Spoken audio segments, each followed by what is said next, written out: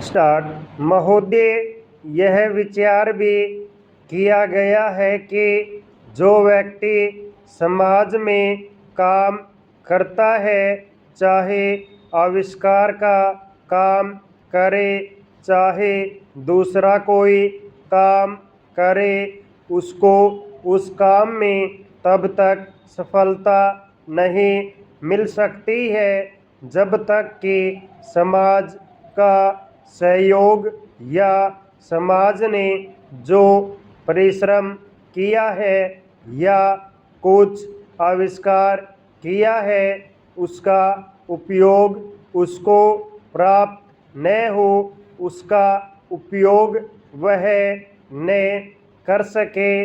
विराम।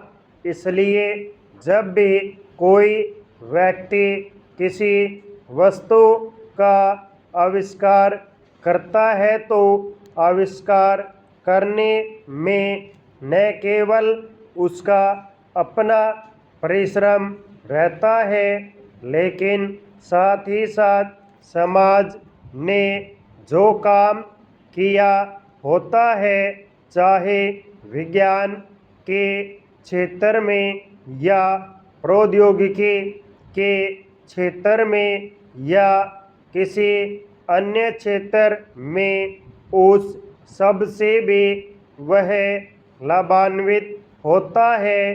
विराम।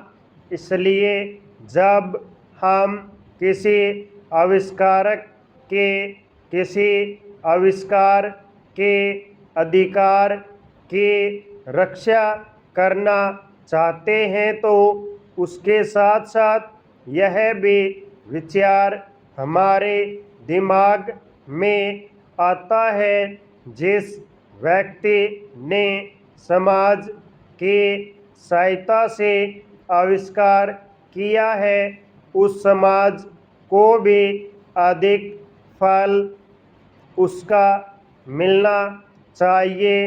विराम। माननीय मंत्री जी ने भी कहा है कि पेटेंट लॉ इस सिद्धांत पर आधारित होना चाहिए। विराम। स्टेंजा।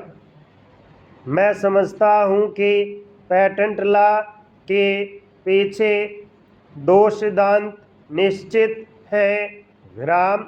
पहला सिद्धांत तो यह है कि जो व्यक्ति परिश्रम करके धन लगाकर अपना दिमाग लगा कर के किसी वस्तु का आविष्कार करता है, उसके तथा अपने परिवार के लोगों के अधिकारों की जहाँ रक्षा होनी चाहिए, उसके साथ ही साथ जैसा मैंने अभी कहा है, कोई व्यक्ति समाज में व्यर्थ में काम नहीं करता है, वरन पिछले समाज के लोगों ने जो जो काम किए होते हैं, चाहे विज्ञान के क्षेत्र में या प्रौद्योगिकी क्षेत्र में या किसी अन्य क्षेत्र में,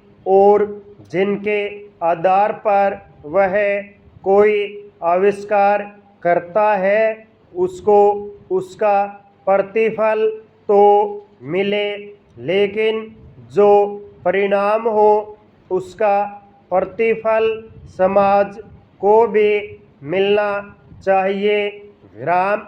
मंत्री महोदय ने कहा है कि जो यह सिद्धांत है वह भी इस विधेयक के पीछे स्थापित किया गया है और इस बात का ध्यान रखा गया है कि जहां हम किसी व्यक्ति के आविष्कार के जो अधिकार हैं, चाहे धन के उपार्जन का अधिकार हो या प्रतिष्ठा प्राप्त करने का अधिकार हो, उसे प्रतिष्ठा का और चाहे धन का, दोनों का लाभ व्यक्ति विशेष को भी मिले विराम।